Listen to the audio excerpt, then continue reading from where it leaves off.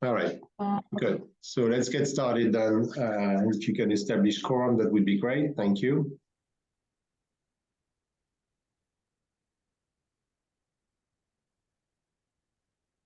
I'll take roll call. Chair Delanu. Present. Vice Chair Hecht. Present. Commissioner Whedon. Present. Commissioner Van Rees. Here. Commissioner Mayen. Present. Let the notes note that Commissioner Liu and Commissioner Texler are absent. All right, thank you, Tanya. Do we have any comments from the public on items not on the agenda today?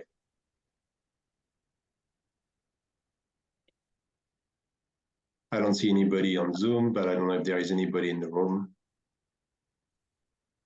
There's no comments in the room.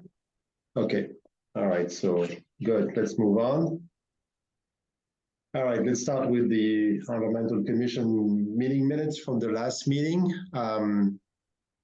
Were there any questions, comments, or edits from the commissioners?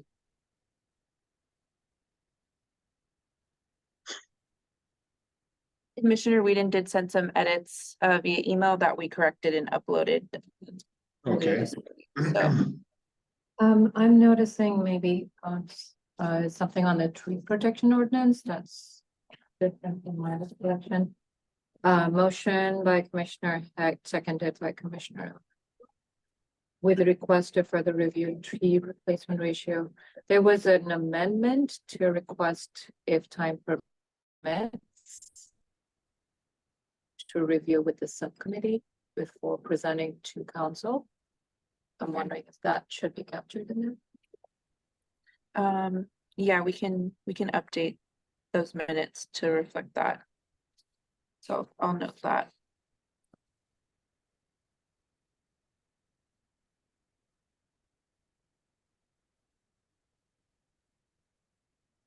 Any other edits? No more edits?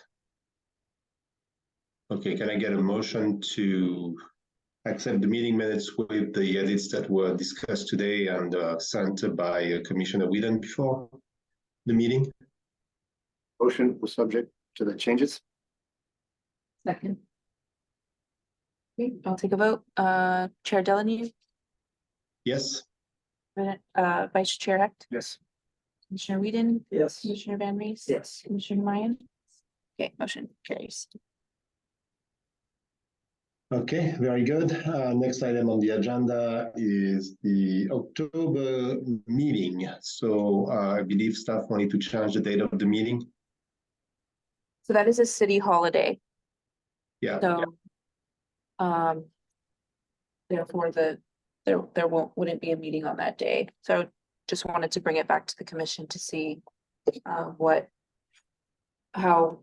we would like to proceed on that meeting date. All right, so remind us of the date again that the meeting was supposed to be at. That is, I believe, the 10th. 9th. October 9th. 9th. October 9th, okay. So is there any chance we can move the meeting 1 week later?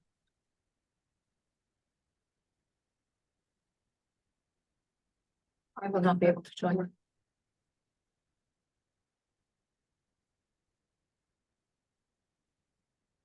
Flexible, so whatever day we plan on. We should be able to make it. I can make it.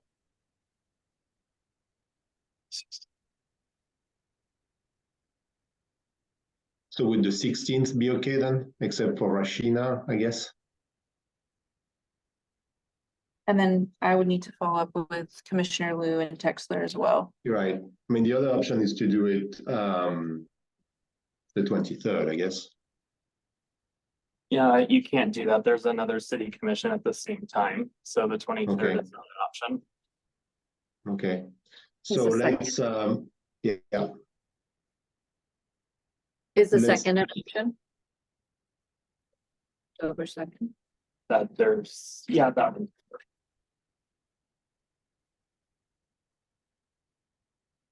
I think so. It kind of sounds like there's kind of a little bit of a consensus is that one of the dates should work. I think Tanya and the new staff members should probably reconcile just to make sure they don't have any weird conflicts and see if those two kind of are working for at least a quorum, then they can kind of schedule offline because it would still be a considered special meeting anyways. So I think we probably just need to sit down and reconcile that just to make sure our schedules are also up to date. And then we can send out to the commission which date is kind of the best for the most commissioners as well as staff. Okay, so I can. So circle should we try for the 16th as a, and then see if that doesn't work, we can try to figure out another date. Yeah, I think we don't need a motion on that. We can just move forward with just essentially the discussion that we just had, and we'll confirm it via email. Tanya and Arlo will send out with the special date. All right, sounds good. Okay. So I don't think we need anything beyond that. So with that said, we can move on to the next one, which is the introduction of the new sustainability staff, who's at the table, I believe. Arlo. Hi, so my name is Arlo Kirpelevich. My pronouns are they, them. So I come from the Bay Area, I come from Fremont originally and still live there now. I just graduated from Sonoma State recently. My degree was BA in Environmental Studies, Geography and Planning. And a lot of my professional interests have been all over the place, but sustainability has kind of been a big collection of my interest in sustainability and environmentalism, as well as city government and public service. So my previous kind of positions have been traffic engineering, up Sonoma County. In Napa County, I worked in groundwater management. I worked with our city forest over the summer, which is in San Jose, working in urban forestry management and outreach. And then I also worked as a naturalist in some county parks. So I've dipped my toes in lots of different things. In my personal life, I love spending time with my family. They all live in the Bay Area, either here or in Dublin. And I love spending time with my partner Aries and our cat Uma, who's the best, and also the worst. She wakes us up at 6 in the morning. You know, it's important information. So yeah, I like hiking, I like gardening, I like museums, I like public transit and cycling. So those are kind of my big nerd topics. And yeah, I've been really enjoying so far. I've only been here for a week, so I don't know everything quite yet, but yeah, it's been great to kind of feel everything out, and I look forward to getting to know you. Welcome. Thank you. Welcome. Welcome, Arlo. We'll see you. I'll see you in person next time. All right, good. So now we have our two sustainability coordinators again. That's great. That's excellent. And I'm assuming your official date, you started September 1st? Okay. Right. Okay, good. All right, thank you. Let's move on to the discussion items. So we have like to talk about the annual report that will be sent to the council with the work plan for 2023-24. That was in the packet. That's something Tom and I have worked on. We wanted you to have a chance to take a look at it, review it before we send it to council at the date that remains to be decided, I guess. So I wanted to ask you if you had any questions, comments, edits, and first I would like to make sure that we didn't forget anything. So Rashid. Quick edit, I think the names of the subcommittee members for the conservation and the however, whatever we're calling it, are switched. Okay, so Commissioner Texler is chair of the Water Conservation Committee, subcommittee. okay, I show up under Amwenda right now, and I should be in the course when it's in place of Texler. oh yeah, okay, so hold on.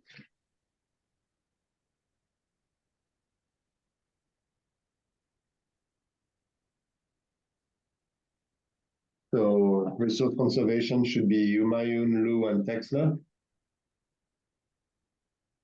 right? Mhm. And then green community should be Humayun, Lou, and Van Rees, right? Okay, sorry about that.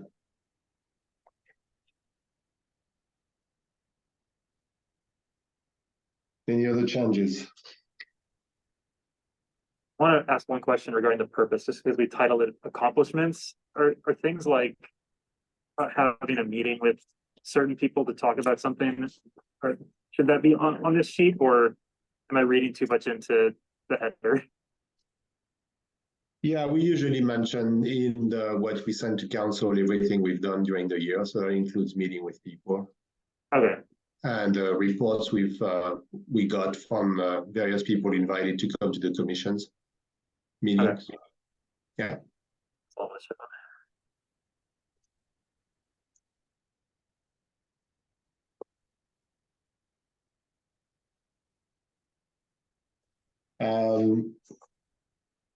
The work plan reflects the discussions we had at the last meeting, so I think that was captured correctly, I'm assuming. I think, Tanya, you reviewed it, right? So you're good with that. I did change some of the headings. I see that you added the green city operations. Yeah. And so I did change some of those. We can kind of talk about that offline, but it's not that big of a deal. Okay. But like the action items and the overall priority all match what we've already discussed. Mm-hmm. All right.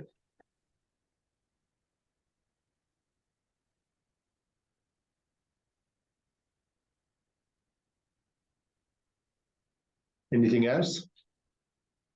I think that I didn't see that, so correct me if I'm wrong. There should be something stated that this is kind of like a flexible work plan, and as priorities arise with funding or whatever, that those would take precedence in some cases.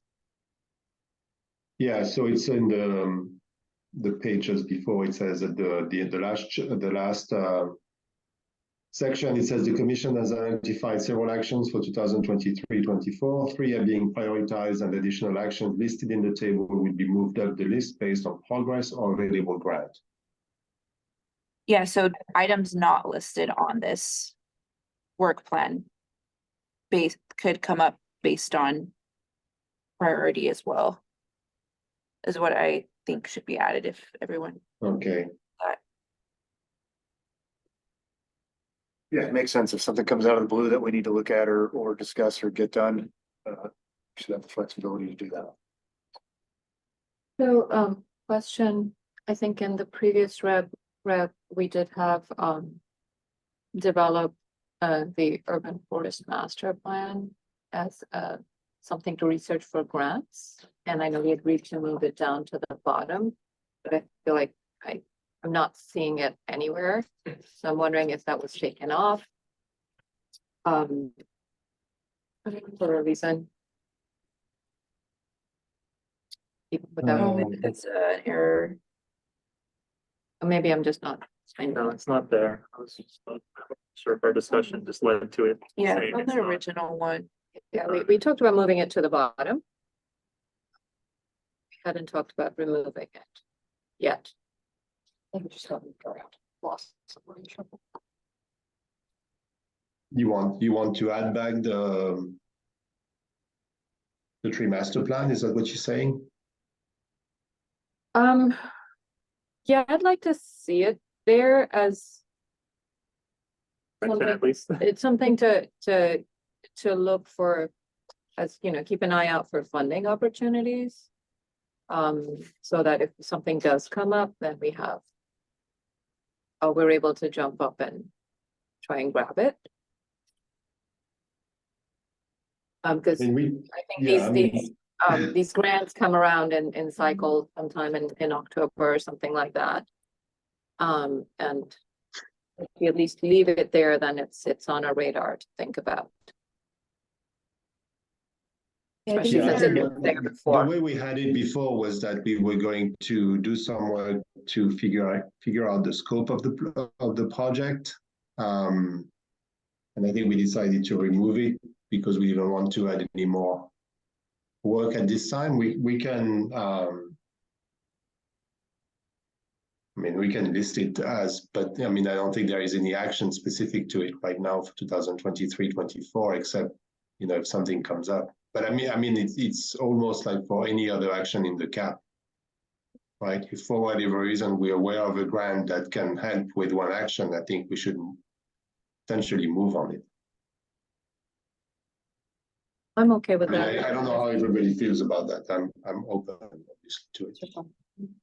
Yeah, no, I think that would capture it, and I think we all know that. That makes sense to me. Just to know that everybody should be listening to have grants that are related to the cap.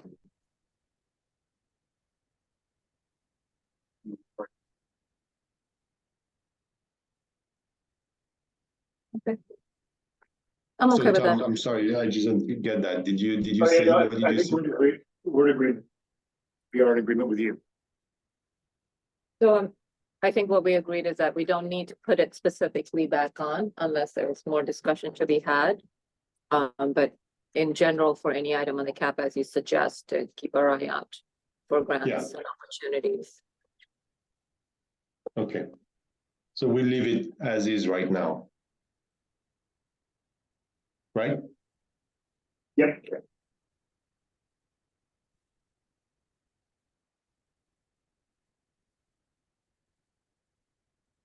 Okay, anything else?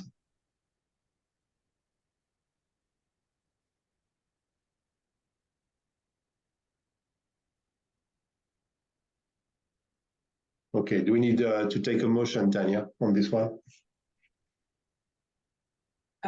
Yes. Do I need to So- take, do I need to see if there are any public comments on this? Yes, please. All right, so do we have any comments from the public on this particular item? There's no public comment. All right, so so we need to make a motion, right? To approve the work plan. As is in the, you know, with the changes we've discussed specifically with regards to the listing of the subcommittee members.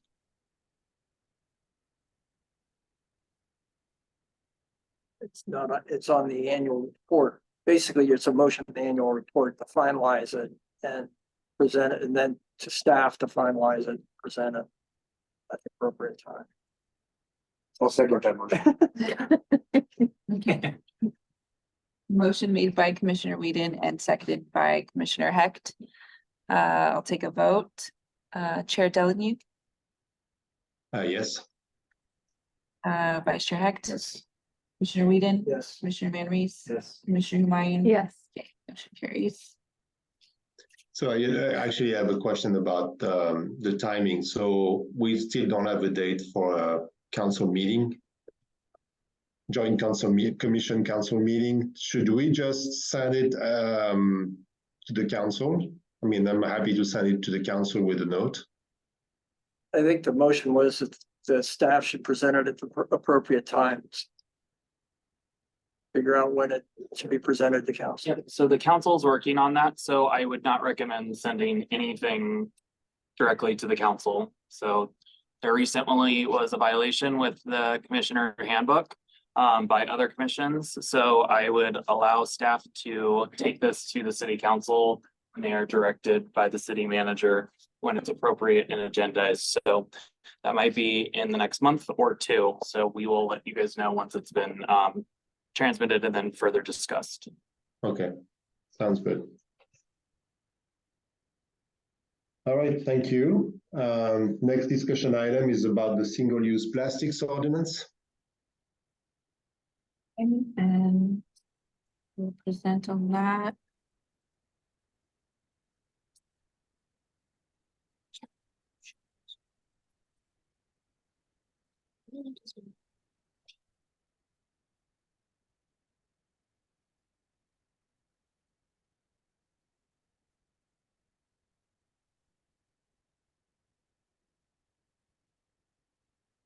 Right, single-use plastics. So, slide please.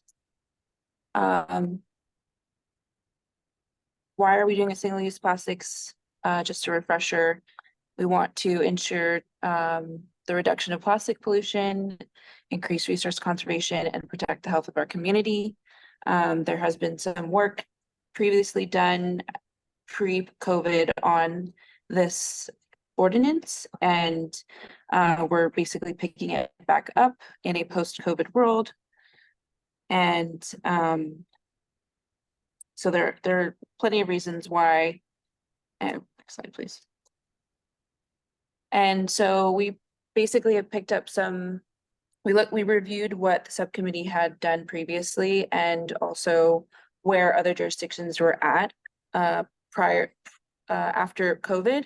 So just a recap of that, Santa Clara County, 2 jurisdictions in the county have adopted a single-use plastics ordinance, Cupertino and Mountain View. And in San Mateo County, as you can see, all the ones listed, they kind of did it countywide, and they all have different nuances built into their ordinance. Cities in Alameda and Marin County have also adopted similar ordinances. Marin County is also a countywide adoption. A few, like Cupertino, just had their effective enforcement date, I believe, on the 6th. So they're still trying to figure out what that's going to look like. So we're also still doing research and working with other cities. And so we'll be contacting some of the cities who've had their ordinance around and effective and enforceable for a longer amount of time to see, how that's working, any best practices, things they've learned and such. But we just wanted to give you an overview of who has it in Santa Clara County. Great. And currently, the current city policies we have on plastic is a single-use plastic bag ban, a pilot styrofoam ban, and a single-use foodware upon request. And just a clarification on the single-use foodware upon request, businesses can still provide single-use plastic, but only upon request. So if this ordinance that we're looking at developing and putting out there, it would be a more strict version of the single-use foodware ordinance, AB 1276. Okay, so some of the new ordinance objectives based on our research, based on subcommittee research, and that we're seeing effective today, post-COVID world, is limiting single-use plastics, requiring mostly reusable for dine-in, requiring fiber-based compostable materials for all takeout, prohibiting the use of compostable plastics. So compostable plastics that feel and look like plastic are no longer being accepted at the landfill. So we are no longer accepting that. And so it's just going to the landfill. So we would be opting for a fiber-based compostable material. And then we continue the upon request requirement for all of these, just based on the fiber materials. So who's included in this?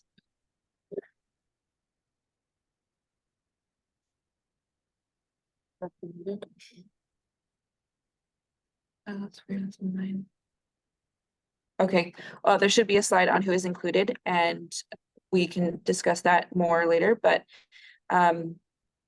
what we're considering is restaurants, caterers, cafeterias, coffee shops, grocery stores, delicatessens, and mobile food providers, temporary food providers, and the such. And they would all have to comply with these requirements. Okay, so compliance. An effective date where we would enforce, so post-adoption, we're looking at a 1-year post-adoption for enforcement. That would allow businesses to use their non-compliant foodware up and allow us to do education and outreach. And when we talked to other cities like Cupertino, they said that was they were originally looking at a 6-month compliance period and that they were glad they went with the 1 year. Because they felt it was better for the businesses. Exemptions would be, there would be allowable exemptions for economic hardship and specific materials, for example, for materials that there isn't a reliable alternative like coffee lids or cup lids, those could still be plastic. And particularly if we were to go through the grocery store route, then produce bags. It just kind of depends on where, how strict we want to be and so forth. Enforcement would be a tiered approach. And fines could be issued for non-compliance, but we would want it to be education focused. And then next slide, please. So next steps would look like creating or updating the draft ordinance that was already put forth, conducting outreach to businesses, stakeholder engagement. So talking to MTWS, the waste hauler, showing them the ordinance, asking them making sure it aligns with their processes, finalizing the draft ordinance, and then introducing it to council, and then all the steps after that.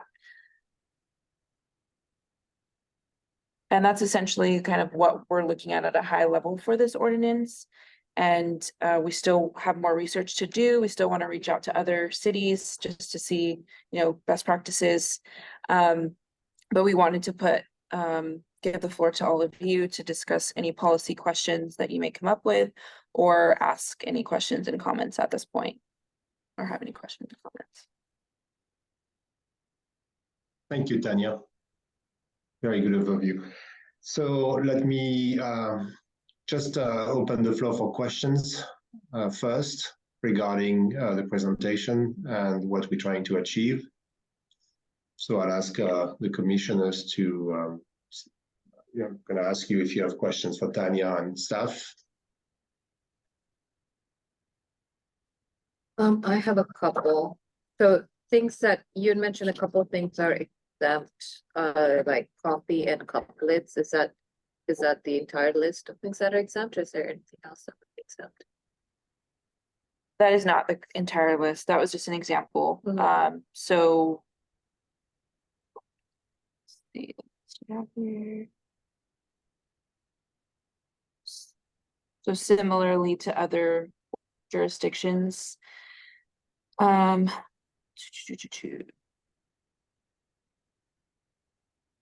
we would still, so single-use compostable straws, paper napkins, foil liners, and paper trays would still be allowed as the compostable materials exceptions. I think we would need to look into it more on what the plastic alternatives that would be accepted, that would not be accepted or exempted. So just looking at like Cupertino's website, they allow plastic lids and let's see.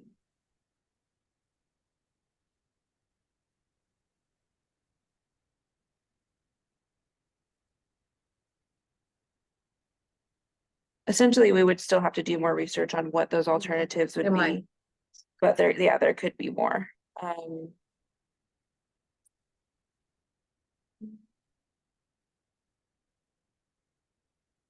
Yeah, I think we would have to revisit that to get more of the details, but the one example I can think of is the plastic lids. And what about condiments? Is that included? Like the condiments that come in packets versus, and also the condiments that come in little plastic jars. Is that included in this ordinance? Yeah. Yes. So what's the replacement maybe? What's the alternative? So for takeout, the alternative would be a compostable fiber-based cup. And I think plastics would be allowed on that as well. Another thing I just thought of is like soup lids, like for liquids, like a plastic top would be allowed on that. And then for dine-in, it would be reusable, like a reusable little tin cup or something like that. And then are we banning the use of the little condiment packets, the ketchup and all that? If we want to go that route, yes. That would be banned. And there are some restaurants like Armadillo Willie's, for example, they actually already use that. They don't give you, like little, takeout, like, ketchups and stuff anymore. And it's actually compostable fiberware and it's actually the matching lid. They don't even do the two separate ones. So just to somewhat, so we do, because it is important to talk about, is most jurisdictions that have even started requiring the fiberware disposables essentially, or that one provision is that plastic lid, because of certain types of food product, it's just, you can't create a tight enough seal with the same matching material. It has to be the plastic. So otherwise, we're essentially effectively yeah. prohibiting them from Yeah. And it's a soup also- takeout or something. It's also a safety thing. Yeah. Yeah, the leaks. Yeah. Yeah, but the little condiment things are a pet peeve, because not Mhm. only are they plastic, Mhm. they're plastic covered in food waste, which then leads to greenhouse gas in Yep. the landfill. So. So there are some that Could are already eliminate doing it, those, so yeah, it's, so we it's, I don't think it would be too far of a stretch. What are a few examples of the ones that require plastic lid? So like soup to go is most of the time, yeah, coffee cups, those are kind of like the two big ones that are like the ones that people would most identify with. I mean, there are, yeah, exactly. And there are some, I mean, I just even know for my own use of them is that there are some places that are doing the soup thing, but then they have a big old bin of rubber bands right next to it too. So I mean, then there's that weird nuance where it's like they're still using something that's not necessarily the fiberware option in totality. Can you go back a couple slides? Or to the one more? Yeah, one forward. Right there. So is when you look at our objectives and what we might put in place under each of these, do all the neighboring jurisdictions, are they pretty similar on all these line items? Is there like a best practice that everybody's following, or pretty similar practice that everybody's following, or is it really different across the board? I think that we need to go back and look at all those nuances, but it's for these, it's pretty similar. For these high level points, like there's different nuances with dine-in and takeout requirements, but yeah, it's pretty similar. So San Mateo County, that was essentially the county, they did the model ordinance, so everyone kind of, I think, probably, Got it. we'd have to open every single one, Yeah. but they probably manipulated, hey, this one weird provision from whatever issue that they foreseen in their jurisdiction, but they at least had that roadmap. So, and again, San Mateo County, it is drastically different. The way the county seat operates is, I mean, because their county is so different than Santa Clara, is that they're made up of a bunch of, I mean, they even call it themselves but they're a bunch of tiny cities where we have, San Jose over 1 million people, over 100,000 in Sunnyvale. So ours is a little bit different where kind of people have their own, kind of nuances, but up there, that's kind of where they've been able to kind of create the same kind of regulatory environment. The policy question that I had, I was involved in working on this with the subcommittee for a couple of years ago.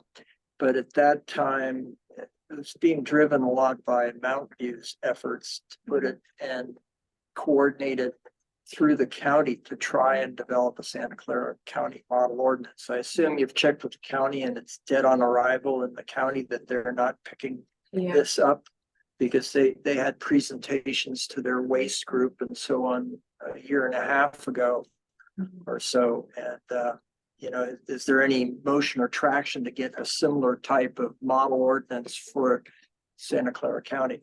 They're still on pause for it, but we can double check again.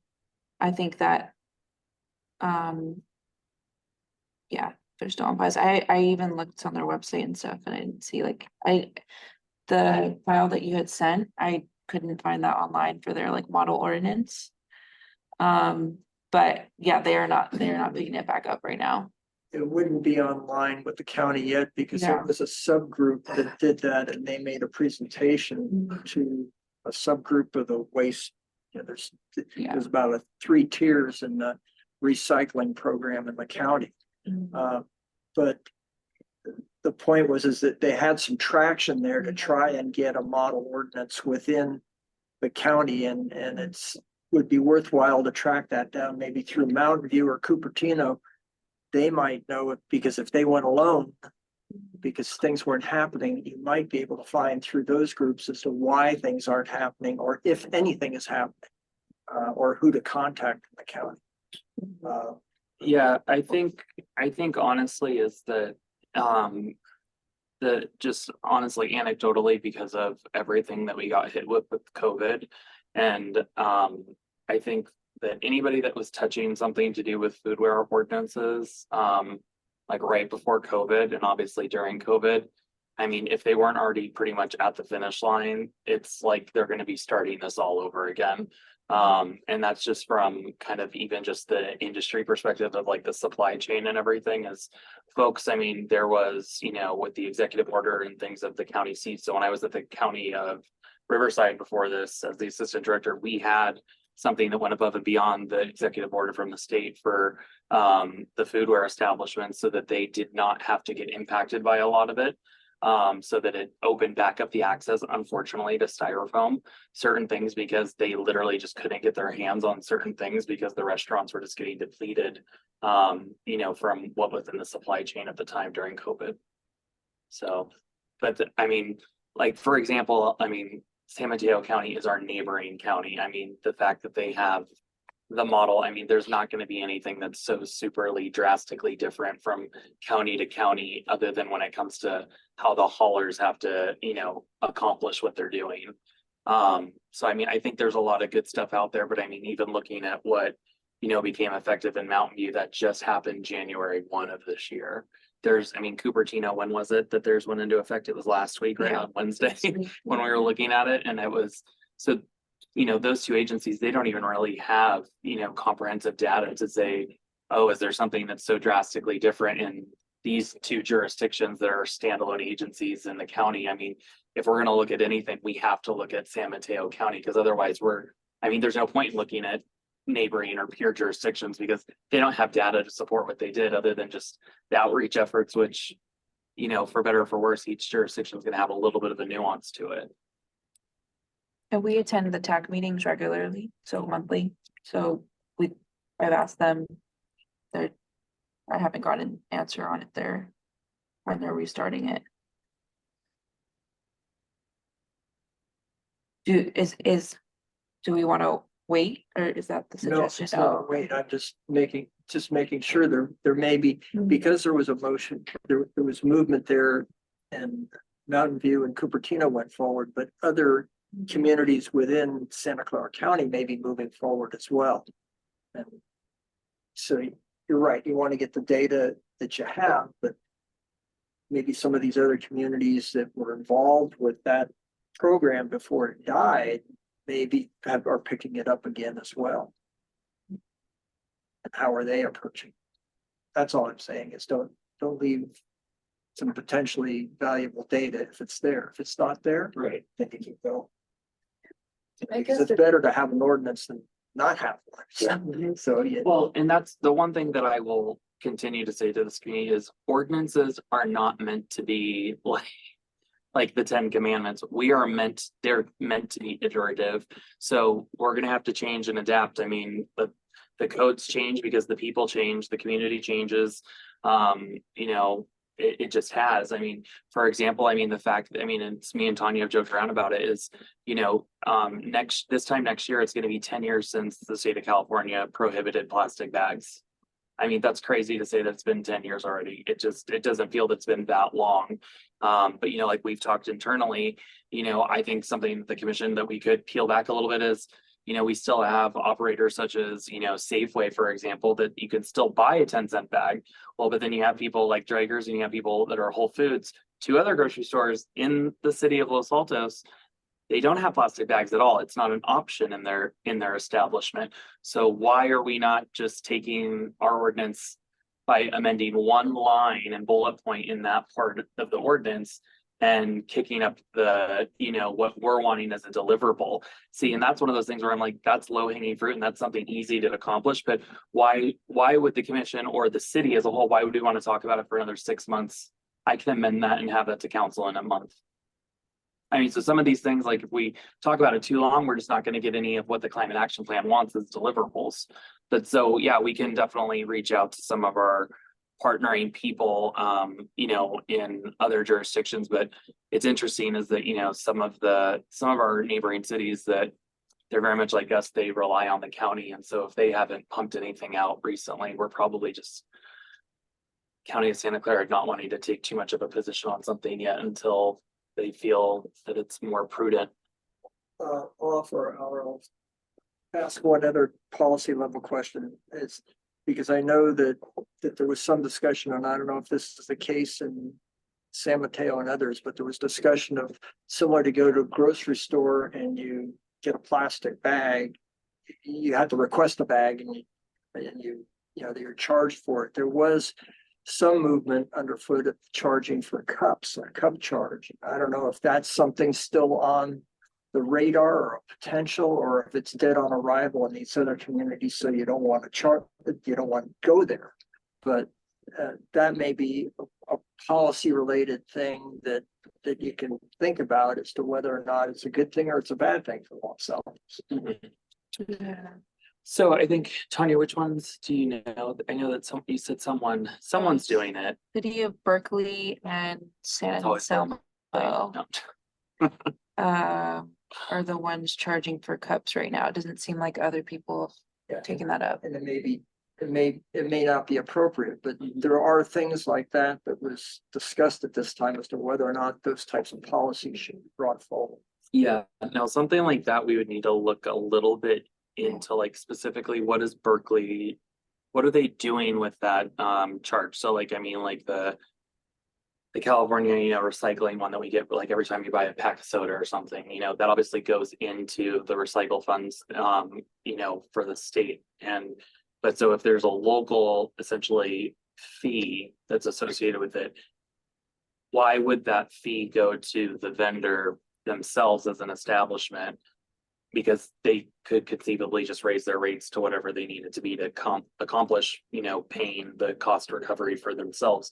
But if we were to take it in as a city entity, we would need to have the nexus to draw the line between the two. And I'm sure it's something that we obviously could do, but it's then what are we actually doing that's different when we're taking it in versus then just paying for our user fee, you know, kind of cost that we already take in already. So we were kind of talking about that a little bit before, and that's where I was trying to draw the nexuses. So like, let's say we took in 5 cents per cup. Okay, that's great. I mean, and obviously we'll take in money over time and it'll quickly, you know, accumulate. But then what are we doing that's doing it differently? So what can we use that money for with like our hauler or the actual landfill or the recycling, you know, establishments, that what can they then use that for? But if it's still that plastic that's 1 through 3, right? Is that what we talked about earlier? That it's like, then we're lost at well, they can't do anything with that plastic right now anyways. So we're kind of taking in money and then we're just sitting on it. And the worst case scenario is that we have to take in a fee and then we have to try and figure out how to give it back for something like that. So one thing, I guess it's aside whether or not we would implement a fee, but one thing I could see would be really useful is the ability for our waste contractor to compost compostable plastics, the polylactic acids.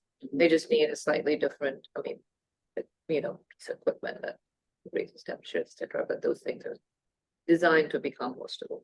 So eventually, because certain things is you know, we know don't do well in paper, especially hot liquids, etc. And all. So sometimes it helps to be able to use that, but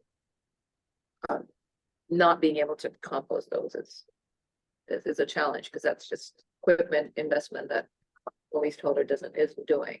Could we lean on them? Could we find funds to, you know, help them?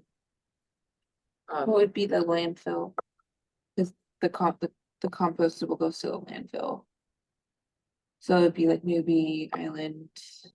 So our repair services. compostable materials go to the landfill. Oh, the compostable plastics, you're saying. So the hauler is taking it, yeah, to Newbie Island, and Newbie Island is the one saying they can't be accepted. Okay. So our composting is no longer done down on Morgan Hill. It's now done over at Newbie Island. Okay. Well, I mean, yeah, whatever that route is to help enable that composting eventually would be something that I think would be beneficial all around. I think, yeah, that's at like higher level. Yeah. Like. If I'm we not end up sure how that having, works. if we do charge something, that could be something to put it towards. Well, I think it's fine. Yeah. I think to move forward, I'm just trying to bring more ideas to make sure that we're covering a lot of the things that I've heard regarding this and make sure we do what's right for our city and our hauler. That's the main thing. And at this stage, we don't want to throw out things yet until you get a little deeper into it. Yeah, so the fee thing, I think it's something that we can obviously, with whatever information we can find, or anybody in the commission, see something that you can pass along to the staff. I think that's definitely fine. I have the lingering suspicion that fee wise, it's probably one of the reasons why there hasn't been more than maybe just the one that we can easily find, is generally something like that. It's somewhat tied to the nexus, and then there's obviously a huge coordination of any county, no matter where you're at in the state, when it comes to waste, because they just have to be the one that coordinates it all. But then it's also tying it not between just the hauler, but then the actual landfill is about, it somewhat ties it to like their state permits though. Because landfills obviously all have their own individual state permits, like the quarries and everything. So when they get pulled or whatever. So we can look into that, but I wouldn't doubt, and at least not acknowledge that I would not be surprised if we don't find very much on it yet, because it's probably one of those things that's going to be kind of like when they did the recycling can fee. It was a big statewide push and stuff for that. So, yeah, we can look into it though. But I agree with what you were saying earlier. It's better to get something in sooner so that we start getting things out of the landfill. Well, rather or than honestly, spending just a lot getting of- the users, Yeah. and honestly, the vendors to stop and or at least temporarily slowing down and starting to think, okay, what alternatives are out there? Because, there are alternatives for some of them now, Yeah, some of them, technology will catch up, on that stuff. so. So I have one more question now, been staring at the slide. What do we mean by require most be reusables for dine-in? Under what conditions would we not require reusables? Yeah, so for dine-in, again, this would be up to us to decide, but allowing compostable straws, for example, when dining in, allowing Okay. paper napkins, foil liners, That makes sense. stuff like that. Okay, so not plastic. They could be compostable. Yeah, it would be, the fiber-based It would be compostable materials. Compostable thing. So the reason why I think Tanya put this in there is that specifically, and I'll acknowledge it, is Cupertino technically as a part of their ordinance has that they have to use reusable straws, right? Oh. No, they were going to though, right? They encourage reusables, yeah. Yeah, they encourage reusables, but I think a part of their original conversation was that they were gonna require like every restaurant to start using reusable straws.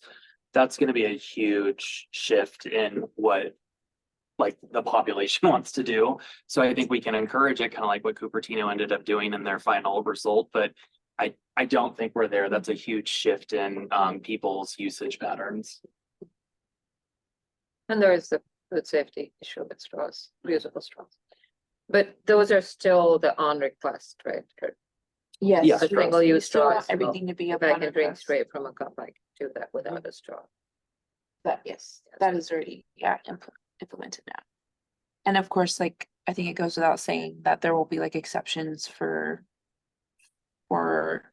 I'm trying to figure out how to properly say this, but yeah, there'll be certain other exceptions as needed for other people. big question about the enforcement timeline. I mentioned 6 months was explored by One Slice and they ended up going with a year. It sounds like that we didn't come up with any examples that are nearby that did go with 6 months, but just curious about landing on that specific timeline. Are there certain materials that restaurants would typically stock more than 6 months worth of in advance? Or is there any, just looking for more rationale for the timeline? That is a good question. I think we'd have to do more research on that, but is the underlying question that like going to 6 month? Yeah, I'm just curious Like how maybe- possible it is to shorten the timeline. And because I mean, obviously a restaurant's gonna always prefer more time, but if also thinking like, are there certain things that could be enforced sooner than that 1 year if they're easier? Thinking in those terms. Yeah, I think we would, if when we talk to more cities, we can get more data on that, but I think it would be best to give them some time to use that material and also allow us to like do education. So Cupertino, it took them, I think, 2 years overall to get this out. And we wanted, we want it effective as soon as possible, but we also want to find a sweet spot where we're not overwhelming the businesses, I Sure. think. Yeah, that's what I'm trying to think, like, is there something that they are stocking so far in advance that they really won't run out until the end of a certain time, just to have a barometer Yeah. when they could actually probably use their stock up? And I think we wanted to put out a survey as well. A goal would be to like get an idea of the materials businesses are using, and that would be part of like outreach. We need to understand, Yeah. I think a lot more businesses are moving, as Nick was saying, to this already. I think I went to the new salad bar today and they're already having fiberware options, which is super great. So we want to do more of that research and get more of that data as much as we can. So that's a good question. so the ordinance in and of itself doesn't really talk about, or we shouldn't be explicitly saying enforcement will start. Operative date is a different thing though. So if we say operative date to kind of like somewhat, whenever we go to pull the trigger of this, is that it's an operative date of 6 months from now.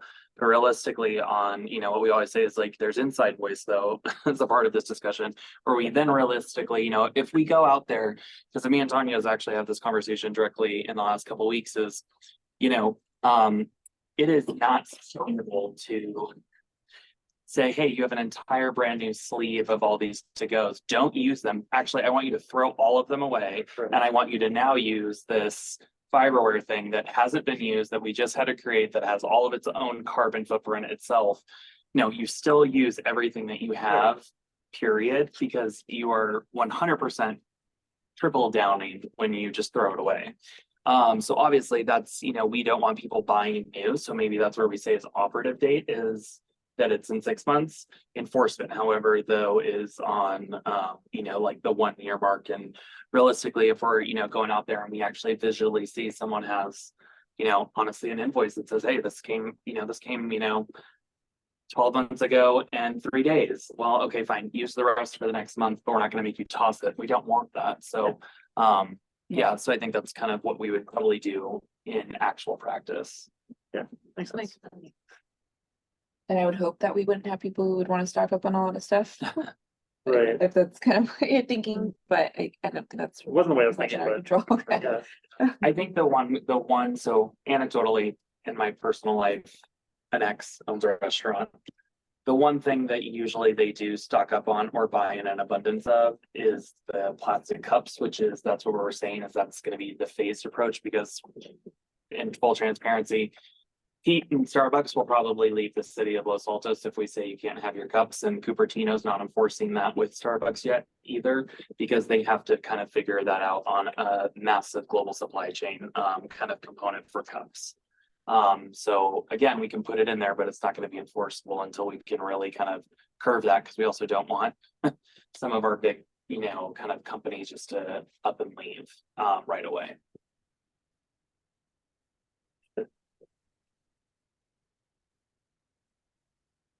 And yeah, I just had one clarification question, I guess. When you say limited single-use plastics allowed, what do you mean by that? You talking about the plastic lids, you talking about the exemptions or something else? Yeah, we can't say it's like a full plastic ban, because we're gonna be allowing those limited items like the lids, yeah. Yeah, so the exemptions, right? The ones where there is no reasonable alternative right now. Yeah, correct. That's Any more questions? Yeah. I could check this because it would have been a blip earlier. Is this applied at all to grocery store packaging? Is that completely not touched here? That's the slide that Clamshells. didn't that what you're come talking up. I don't know what happened to Uh, that slide. Gonna name stores, but. And thanks for bringing that back up. I think that's up to, we wanted, you know, the commission to weigh in on that. For example, Cupertino's does include grocery stores. They do include coffee shops and they, so, Like grocery stores in that they're like ready to eat food or Yeah. everything? oh, yeah. Not everything, it's a store But- entirely. My understanding is the model ordinances where if they're serving some ready to eat food, then it Yes. applies, but if you're saran wrapping meat trays, it doesn't apply to that type of Uh-huh. things. And it wouldn't apply to things that are imported from food processors that are then sold Yeah. at the store. But if the store is serving food essentially, Okay. takeout, Yeah, then The delayed counters Yeah. essentially end up getting triggered, even if it's like cold food. If someone's having to package it for you, like Yeah. then and there, then yeah, then it triggers that. okay. It doesn't count, doesn't apply to, like, if I'm selling ready to eat fruit in a plastic clamshell. I'm assuming that doesn't apply. I wish it would, but, Do you mean like being prepared? no, like several stores will. Oh, yeah. Two, No, two, Whole you know, Foods, like apples the- in a, Like that's in the a one thing, clamshell, and yeah. yeah. That's like the one thing Whole Foods you can readily still see is it's like that's like their dessert counter essentially is the one thing that for sure has it. I mean, we Yeah. could. Trader but I Joe's think has that'd be everything really in hard. clamshell. Yeah, well, But- yeah. My understanding is through the model ordinance, or there was a definition of how the definition sort of covered which falls in which bucket. Correct, yeah. We do what we can, when we can. Yeah. I think this is good. And- Thank you. Okay, do we have any other questions before we open the floor for discussion and before we ask for public comments if there are any other questions? All right, maybe let's see if we have any comments from the public on this particular agenda item. Good evening. I'm Gary Hidden, Los Altos resident. I'm on active with Greentown Los Altos, but I'm speaking for myself tonight. Last week, Tim Giacomini gave a nice presentation. He's from Mission Trail on what goes where, essentially how the totes are being used and what happens to the stuff that we put in the totes. Tanya was there, so she heard it. There were a couple things that really struck me. One is a level of confusion. People asked a lot of questions, and quite frankly, there were things that I learned, and I kind of follow this, and it is confusing. The other thing that was really striking is that those plastics 1 through 7, Tim said they only use 1 and 2. There's no market for 3 through 7 right now, but he doesn't want to change the way people throw everything into the blue bin. He would rather sort it and rather than try to retrain everybody later. So how it plays out here is anything you can do to reduce the use of plastic is really the way to go. And then people don't have to worry about sorting it. They don't have to go to and worry about where it goes. So do as much as you can with reducing the use of plastic. Thank you. There is a company called Ridwell.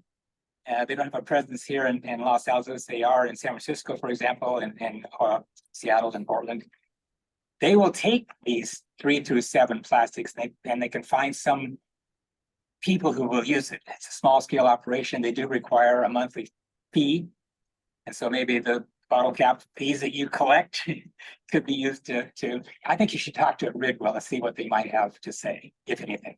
I know Mountain View is talking to them. Anyway, thank you. Thank you, Gary. Do we have any other comments? Tanya, Arlo, do you see anybody online? I don't think we have anybody online. No more comments. Okay.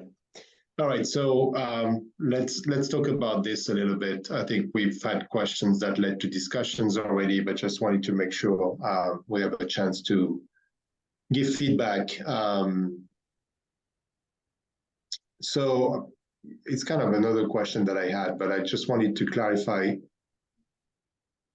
what kind of timelines, reasonable timelines are we looking at to get something out? And again, it doesn't have to be a perfect ordinance like Director Zones was saying, you know, we can always amend ordinances. So, so what are we looking at in terms of the steps that you outlined in the last slide?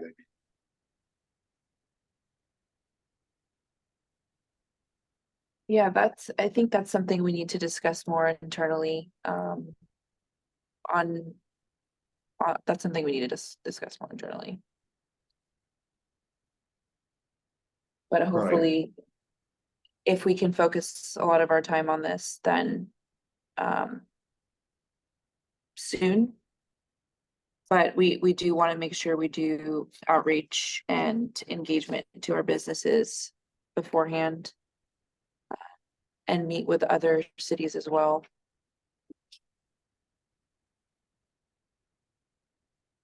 Yeah, There I is think that's- nothing, I mean, you have, right, I mean, I think, you know, this commission is in favor of doing it. We've been working on it for quite a while. It was put on hold because of COVID. So I think from that standpoint, you have our backing on this one. And I'm guessing council probably is also behind it.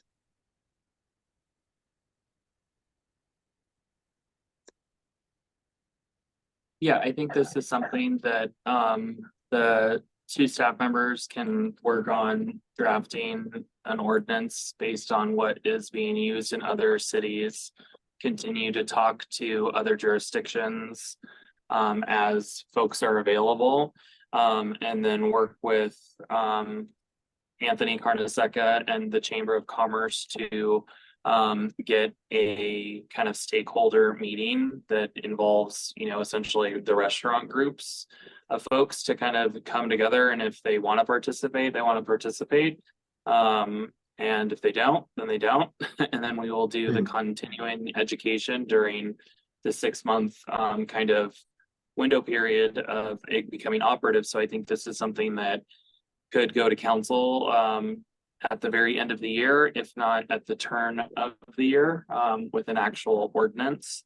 So then, because once we have a little bit of the community engagement component, we would at least return to the commission with, you know, what we drafted and integrated some of the comments, and kind of go back a little bit to the policy as if we had any big red flags that we can discuss that. And if not, then we draft and we move forward. Okay, yeah, that sounds like a good plan. So I think, you know, I mean, obviously I'm very supportive of what's there. It's pretty much what we were looking at back in 2019, early 2020. So I think we need to be, let's try to make sure that we include as much as we can in this ordinance. I'm thinking about produce bags. I see a ton of plastic produce bags being used every day at groceries and various supermarkets. So, you know, and the same, you were mentioning about Safeway still using plastic bags as long as you pay 10 cents. I think that's something we should put into the ordinance because I don't think that's acceptable at this stage. And regarding the exemptions, I think I just don't know if there are any alternatives to the plastic tubs or whatever, and whether compostable plastics would be a better option. You know, even, I mean, it's not compostable right now, but you know, I think in general, we should look at all the little bits and pieces where we can limit the use of plastics in general. So for the plastic produce bags, Yeah.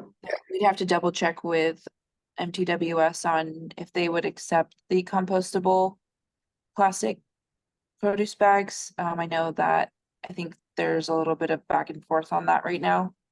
But if we want to completely like ban them, we could do that too, so. And I'll try. Yeah, I mean, I think you can always use paper Paper bags, bags which is, yeah. I mean, paper bags for produce, work. I mean, I don't see. I just don't see the need for plastic bags for produce, but that maybe there are different opinions. I agree. I don't see any scenario where you have to have a plastic bag.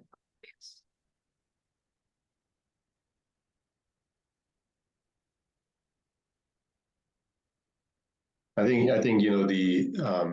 we certainly want to, you said limited single-use plastics allowed, and I think, just the exemptions where we don't have any alternative right now should be the only exemptions, and the only way we only limit single-use plastics. But everything else should be really a ban on plastics in general for footwear and footwear accessories, including the grocery bags, produce bags, some of these items that have not been banned yet. And I think, some of these produce plastics bags end up in the water, and it's a disaster, or in the landfill, and it turns out it becomes microplastics, and we breathe it like all the time, or we drink it with our water.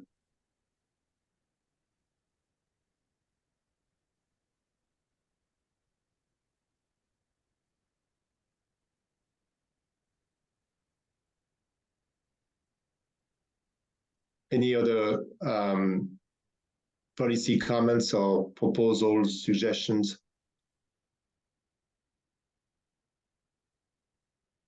I think we snuck in our discussion with the third Yeah. question. I'm sorry, Rashid, I have a hard time sometimes hearing what's being said. I was just saying we snuck in our discussion with the clarifying questions, the loudest step, but I'm done. Yeah. All right. So one question for staff and for the commission. We had a single-use plastic subcommittee that was working with staff back in 2019, 2020 on this. If we decide to move forward, I think we should probably take a look at that subcommittee again and maybe ask people if they would want to be part of that subcommittee, and basically cancel the previous subcommittee and restart a new one.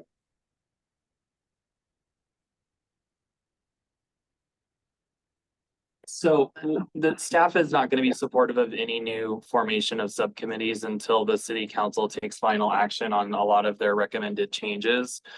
This is also something that I feel like we've kind of discussed pretty in depth tonight, and I think staff has a pretty good understanding and expectation of what the commission would like to do so that we can move forward. I don't really see where a subcommittee would come in with what we already outlined in the forthcoming actions to draft an ordinance and to do outreach and then to go to council.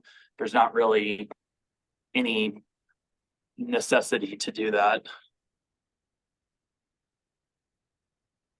Well, I think part of the question is whether staff would need help on this from the subcommittee. I think the subcommittee can be useful in helping staff do the research and potentially do the outreach as well. So more than, discussing policy questions with, I think we all understand what we want to achieve.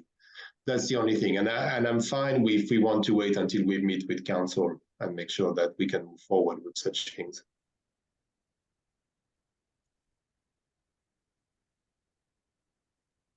We can. Do we need a subcommittee to reach out to the commission to help to support with outreach and if we need support on items? Well, I think we first need to design or discuss with what outreach actually is going to look like for this before we jump to the formation of a subcommittee, because if it's stuff where we have workshops and everything, then it can be a noticed meeting that if a commissioner decides to attend, then it's a part of a noticed kind of workshop that commissioners and the public and kind of the stakeholders participate in.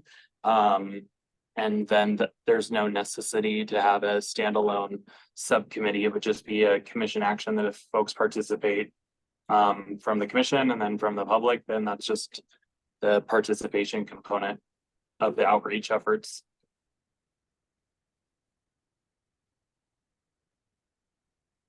Okay, so we can leave it for now. I mean, I think we'll see as we go, and obviously that's something that's open for you guys to reach out to us if you need any help to move this forward. So that's an option.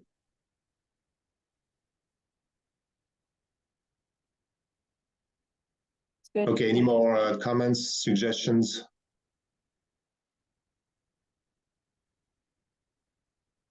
All right. I think we can wrap this up. There's no need to take a motion on this one, obviously. All right, thank you. Moving on, staff updates.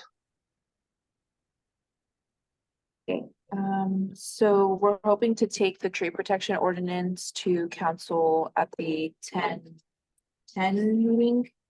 If the council schedule allows for that. So just wanted to provide you an update on that. And we are still working with SVCE on the city fleet technical assistance.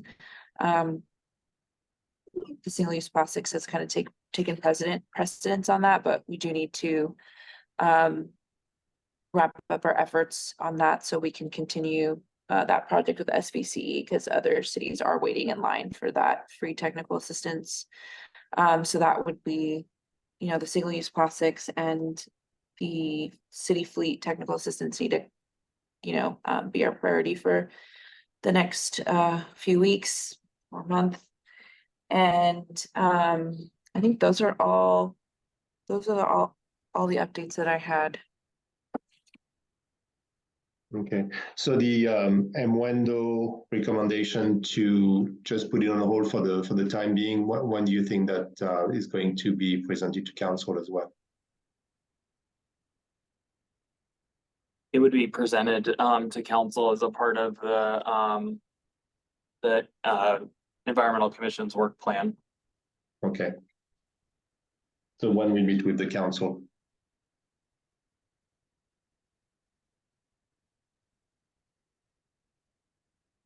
Okay. The other two.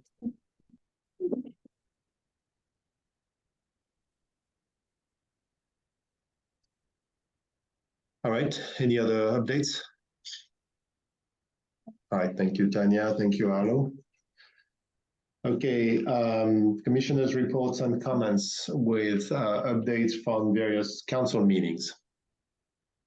And so I found my notes from the June 13th council meeting. Yeah, good. It was a very long one.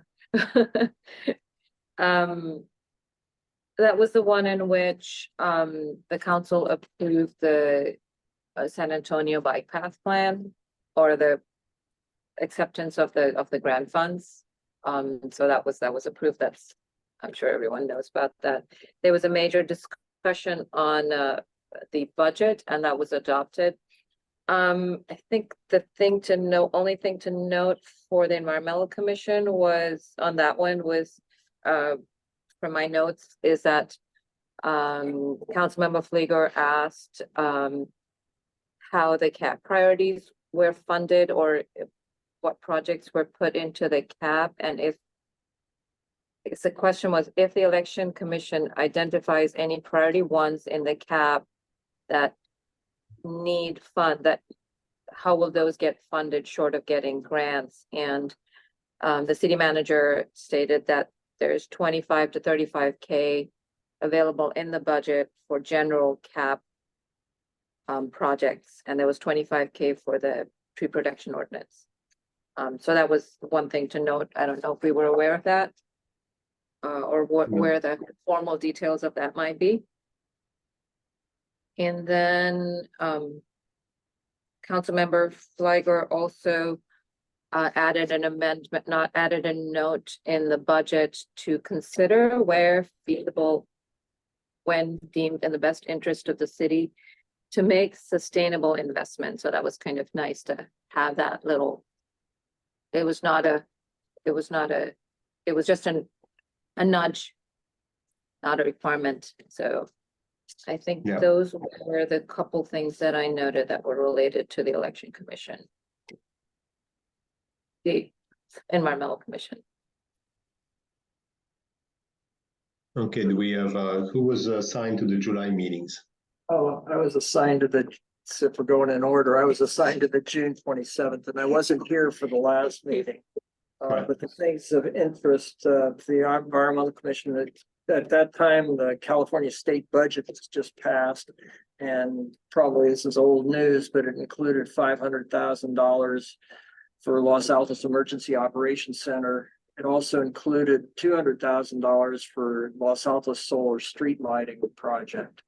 And then countywide, there was 1.5 million for the Community Service Agency. Under the consent calendar at that meeting, there were new sanitary sewer fees. There was a consultant contract with R3 Consulting, who does the solid waste consulting with the city. There was funding for the Hetch Hetchy Path Improvements Project, a 2-year contract with Grassroots Ecology for the Redwood Grove maintenance, and a 3-year agreement with for the Heritage Apricot Orchard maintenance. And then they also worked on, and I think Nick has commented on that, there was continuing work even at subsequent meetings on governmental policy and that type of thing. The other things that were at that meeting, I think it might have been the second reading of the gas leaf blower ordinance, which shifted the fines to the homeowners rather than the landscape architect. I believe it was the second reading. It may have been the first, but anyhow, that subsequently passed. The other thing that I did listen to the last meeting, so I know it was discussed, but there was the mechanical equipment noise ordinance, which was passed at that meeting, but then had subsequent discussion in the July meeting. And I think Tom commented on the changes that were made in that. The last thing that may be of interest, and I made a comment as an individual on this that occurred during that meeting. And it maybe I'm taking this out of order, but it could be for a potential future agenda item, is that there was a notice that the city was going out for an RFP for the cafe in the community center. And it'd be good to hear an update as to how, that process is proceeding. My comment as an individual at that meeting was that I viewed the RFP should stress the sustainability and environmental aspects of a cafe there to work to be as a demonstration to our community that, you can do food service on compostable manners, and you can do it with all electric appliances in your cooking area, if that's the right term, or your processing area. So I made that comment as an individual, and I guess what I'm saying is for a potentially future agenda item, staff report out on what's occurring in our community center regarding the cafe. And perhaps even since we're having a discussion on single-use plastics here, what we're doing in our community center regarding operations and activities within the community center regarding sustainability and compostable products. So that's my report, maybe even a little bit more than a report on the June 27th meeting. I think we already discussed July probably, and then I have some updates from the August meeting. Mechanical equipment ordinance was brought up again and came to a vote at that, which was 3-2, and Councilmember Flyor was one of the votes. No, did mention that she would have liked to, environmental commission to have been consulted on that. So that was our main mention in that meeting. The other thing that's discussed in general is the behavior of commissions and the formality of subcommittees, discussion of ad hoc committees versus standing, and the idea that an ad hoc is preferred in general because it's just easier to avoid a Brown Act violation with ad hoc. And then there was discussion as well from council members, and I believe there was I think there was an informal vote, but anybody tell me if I'm wrong. And there was 3 in favor of nobody being assigned to more than one subcommittee, 2 saying 2, possibly more. Those are the 2 things that I thought related to us the most. Mid-Penn spoke a little bit and talked about exploring transit options to Rancho San Antonio, so that was of interest as well. Rashina in the comment I believe it was regarding just thank you for looking into Looking for clarity. guidelines And for our Also operation. supporting subcommittee work Right. in support of subcommittee work to get things done faster. And then I had a few more things, I think. Yeah, just there's a whole discussion of draft ordinance specialized housing regulations, and there was a specific mention of not needing an environmental review for those. So in case that's of interest to anybody. And then the History Museum contract funding was a large drawn out discussion of clarity between where that funding goes. So I also attended the study session on the subcommittees. And I guess the other thing I've noticed, and that's already, I think, in the handbook, that's ad hoc subcommittees should only last 1 year. So I think there might be some subcommittees that we have might need to be dissolved very soon, and maybe something to put on a future to look at the subcommittees we have. Yeah, and only ad hoc subcommittees are allowed. The standing subcommittees are not allowed. It's not, it's a discussion. And I think, correct me if I'm wrong, it's on the agenda for tomorrow's meeting. The ad hoc subcommittee. And I've looked at the agenda, but I don't.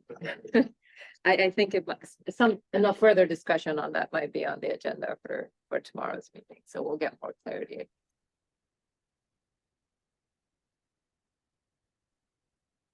Okay, that wraps up all the updates on the council meetings. Before we look at city council assignment, I just wanted to mention to the commission that I met with Beasley. That's a company that's based in Los Altos that Rashina had first discussed at the commission, at a commission meeting about potentially bringing Beasley to the commission to make a presentation. So I ended up meeting with them to better understand what they're doing and how the work that they're doing can apply to what we're doing in Los Altos, specifically from the environmental standpoint and with regard to the commission. So to summarize, they're basically looking at 2 different things. One, they have a software suite of that will allow them to access the smart meters. But they obviously need access to these smart meters, so they need a contract with either SVCE or PG&E. They're in the process actually of potentially getting a contract from SVCE. So the benefit to us in terms of the smart meters as we look into accelerating building electrification, obviously it would be interesting to us to have an understanding of which units are the most the less efficient and the most carbon intensive. So we can potentially target some of those units as priorities for doing electrification. But you know, although that would be, you know, especially if we contract with a company that would allow us to accelerate building electrification, so like some of the ones we've met with in the past. But obviously, we would need to make sure that Beachly has access to the smart meters and therefore has a contract in place with either SBC and PG&E. So until that's effective, I think at this, there is nothing much that we can do with them. The other thing they're looking into, they're not just looking into it, but they already are experimenting with is charging loads with regards to EVs. So trying to manage the charging of EVs. As we have more and more EVs in the community, you're going to want to be able to manage the load make sure you manage the charging of all the EVs at different times so that you don't, overload the grid. But that's something a little bit different from it's something a little bit different because you need access to the vehicles itself, so you need permission from the owners. So that's and that's not necessarily although that's something that's potentially important, that's not necessarily something that is a target for us at this time. And so just wanted to let you know that I'll continue to follow up with Beachly and understand, especially if they have a contract with SBC, it might be a good time for us to have further discussions with them. But I think it's too early right now to do that until there is something concrete in place that we can use. So just wanted to make sure that you guys were aware of that. Quick question on that. Are charging companies like PowerFlex and ChargePoint doing that, getting that data about charging loads and needs? Yeah, I'm not sure actually how those companies do, but I think what they have in mind is more like for charging at home right now. So it would be, when you go home, very often when people go home from work, they just plug their car, and it can be at 5 o'clock in the afternoon or at 6 o'clock in the afternoon, when actually the load is the highest for the grid. So I think their system allows to get into the car and basically stop the charging until the load is less, and restart the charging on the car when, like at 9 o'clock or 10 o'clock or 11 o'clock, depending on the various load. So that's the benefit. It's mostly for homeowners. My understanding is it's mostly for homeowners. And I think, like you said, like the Electrify America, the EVgo, the PowerFlex, all these other private companies that have fast chargers probably do it already. I'm not sure exactly how it's done, because when you plug your car into a fast charger, your car charges. There is no delay. So I'm not sure that they have any. That doesn't necessarily apply to fast charging. I think that's the thing, because otherwise you don't, if you can't charge, you don't fast charge, right? So it's just a little bit of a different situation there. Thank you. I had one more quick update. Company that one of the co-founders is from Los Altos called SoulPods, is a community for environmental sustainable living action, etc. And they have a workshop coming up on September 14th with Allison Whitaker on climate. I'm just reading here, so it's on Climate Fresk, on how individuals can learn about things they can do and find solutions for sustainability and climate friendly everything, I think. So pardon me for butchering this, but September 14th, if you just search SoulPods, you should be able to find it. Thank you, Rashina. SoulPods. And Climate Fresk 101 is a webinar.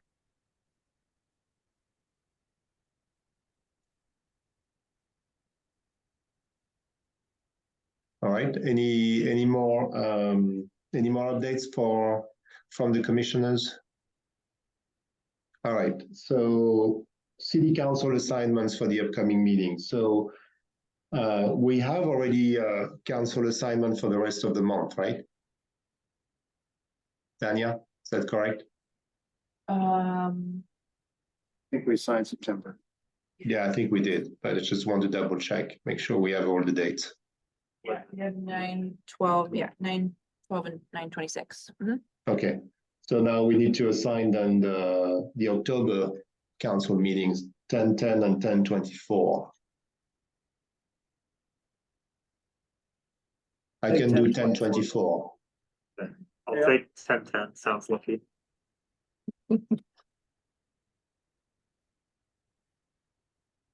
Um, All right, so Carl for 10/10 and myself for 10/24 then. No, he's, Oh, no, I misheard. What's that? Bruno take, that's right, Bruno. You take 10/24 and Carl take Oh, 10/10, gosh, I didn't and think- I'll take November. Okay, yeah, just remember. Sounds good. Okay, that's it, I think, for the meeting. Do we want to add one,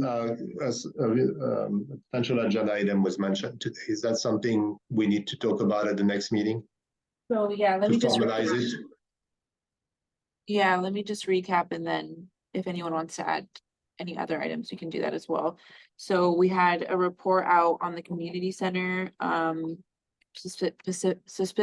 well, I can't talk anymore, specifically related to the RFP at the cafe as well as other sustainability and compostable initiatives. Is that correct? Okay. And then also a report out on subcommittees, just the new requirements and that, okay. Was there anything else I missed or anyone wants to add? Now's time to add it. We So, don't have Commissioner Liu with us Wanna- today, so I don't know what the status is with the Lehigh query. I know we tried to get in touch with them. I can speak on that after we just Yeah. kind of. so hold on one second. I want to find out in regards to the cafe, you guys. I know what you were saying. I just want to make sure. We might not be able to bring it back at the next meeting though, because they haven't actually even formally written the RFP yet. So usually they're out for a month. So I mean, At an appropriate time, Yeah. just inform Yeah. what's progressing, what's. yeah, happening. we can just give you an update. I don't know. I thought I heard someone say at the next meeting, but yeah, I'm almost confident we won't have anything to tell you because they'll get responses, but then they're gonna have to review them. So that's a few weeks in and of itself. So, okay. And there was one other motive, I've heard from some people that use the community center for various activities that they'd like to see more composting and things like that in there. And so just wondering are we making progress or what's happening? So it's just really a general report out then of what's occurring. Yeah. And that will obviously then segue into when we talk about green city facilities and stuff, which is a cap goal too. So that might just be one of those things that we get to have as a checkbox to start then whittling away at. Okay, anyone want to add anything before I kind of do a? Okay, so is everyone on board for those two agenda items? Yeah, I think so. Great, thank you. And then letter of support for the Lehigh Quarry cement plant. I am still working on getting them to come for a presentation. I've made initial contact and just waiting for them they passed me off to someone else, so just waiting for them to let me know that they can come and present on that. So that's Okay. in the works. Okay, sounds good. And just since we're in the future agenda items, the presentation from Beasley, I think we should keep it on the list, but it's on hold right now until we hear more about their contract with SVC, obviously. And then the tariff on bill program, I still haven't heard from SVC. So until they tell me that they're ready to come and make a presentation, there's nothing we can do. What I would like, and I'm asking staff to see what's possible, is to have this review of the permitting process for heat pumps, solar panels, battery storage, and so on. So again, it's at the appropriate time, but I just would like to have that at some point presented to the commission. The sooner the better would be best. Yeah, definitely. I will check in to see if the building official has capacity for that for next meeting. But yes, that is on our radar. All right, thank you, Tanya. All right, with this, I think unless there are any last minute questions, comments, I will close the meeting for tonight. Thank you very much. Thanks, Bruno. We'll see you sometime in October. Yes, I'll follow up on that. Okay, great. Thank you, Tanya. Get some sleep. Good evening, guys. Good morning. Great job. Yeah.